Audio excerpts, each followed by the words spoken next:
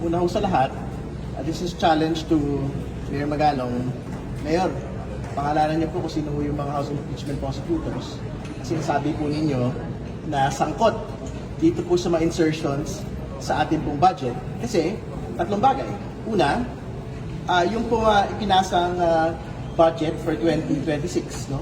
Ang sabi po ng Palasyo, Kongreso at Senado, wala pong insertions po dito. Pangalawa, ngayong araw pa lang po itinurn over ng ehekutibo sa Kongreso yung pong National Expenditure Program for 2027.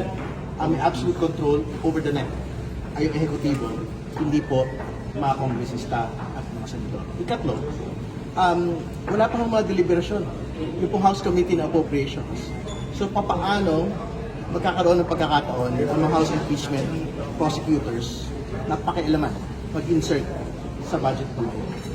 At tingin ko yung ganito pong naratibo ay nagsisilbi doon po sa interes ng pangalang Pangulo. Ito po ay hinihiling na wasakin ang kredibilidad ng prosecution, but we will not be swayed, we will not be distracted. We are focused on the work at hand to convict the Vice President. Tingin ko mas mabuti po na tugunan po ng ating pong mabuting mayor ng Baguio City, yung pong seryosong mga usapin na kanila po ang kinakaharap dito po sa nagdaang pong mga resulta na habagan po sa kanila.